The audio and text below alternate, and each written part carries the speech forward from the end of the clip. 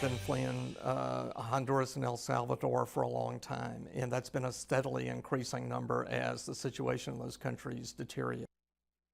The president will tell us promptly what he plans to do and how he intends to engage Congress to deal with this humanitarian crisis and to create a system that does not represent a magnet for these children to be exposed to this great risk.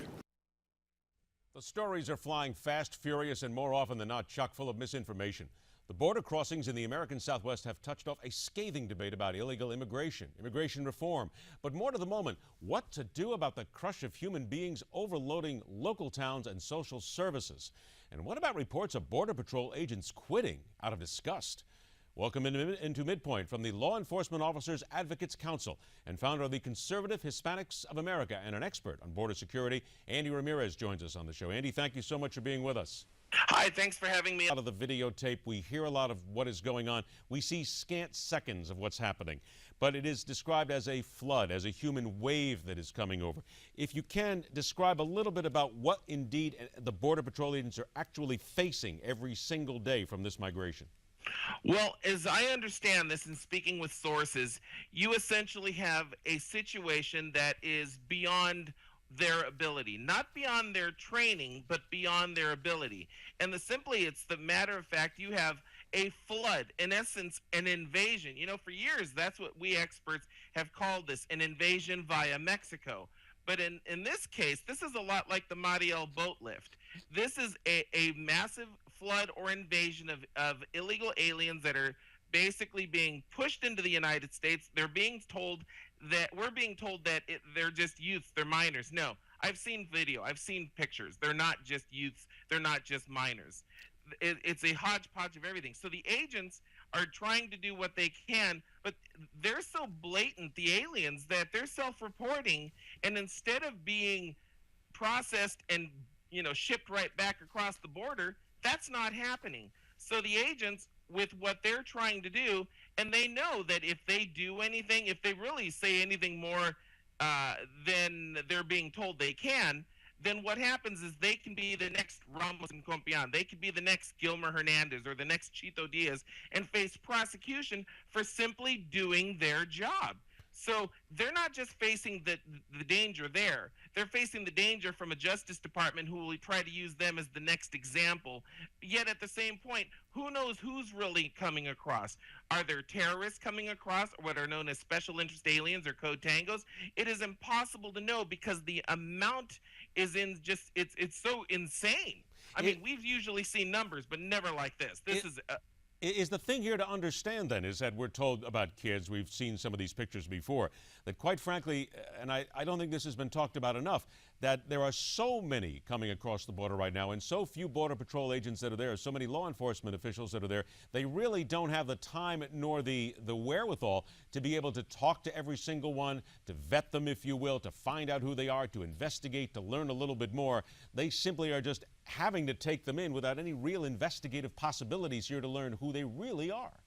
And that's what's telling us, if you look at the sheer numbers, yes, what they do is they pull agents out of the field because now they're processing or trying to process, they're moving the aliens, and so who's really guarding the line, if you will? There's nobody that can guard it because you have so many there. Now, while you're pulling agents from other sectors, say this is South Texas, so let's say they pull the agents out of San Diego, Arizona, and elsewhere throughout either the southwest border, the southeastern U.S., or the northern border. Now, who's going to fill those holes?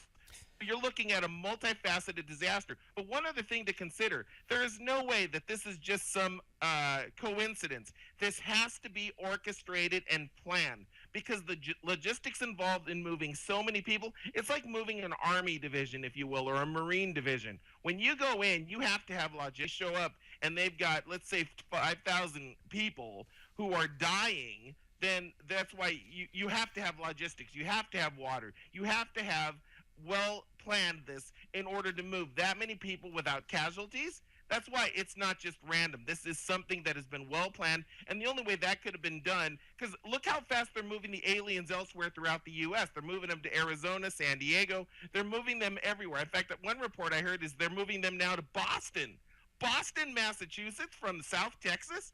So while all this is going on, the U.S. and Mexican governments had to get together, had to plan this out, because that's the only way it could have been done. It's not possible any other way. Okay, about 2 minutes we have left here. Knowing that you have looked at the borders, you're an expert on the security of borders and certainly what happens to America's borders here, are you surprised at all to hear reports now that the morale is already looking for other jobs?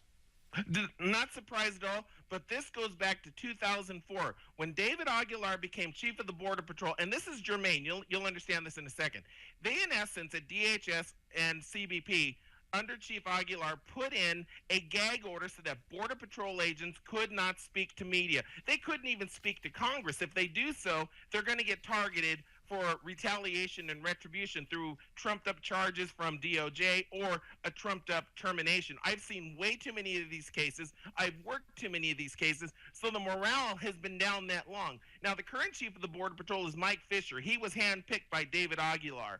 He was handpicked for all of his promotions because he's one of his former cronies. So while Aguilar may have retired as the acting commissioner, he's still very much involved in the sense that it's his people who run the show. And of course, there's a pecking order. They're all going to go back to Aguilar and this administration and the previous administration, because that's one thing that hasn't changed. The people need to understand. So if the morale is gone, it's been gone for years, only it's now hit that wall. But Congress refuses to do anything about it. I did a report that was published 2 weeks ago in the New American Magazine, which can be found at my website, andyramirez.com, where I identified in-house corruption that, let's say, for instance, agents were reporting corruption.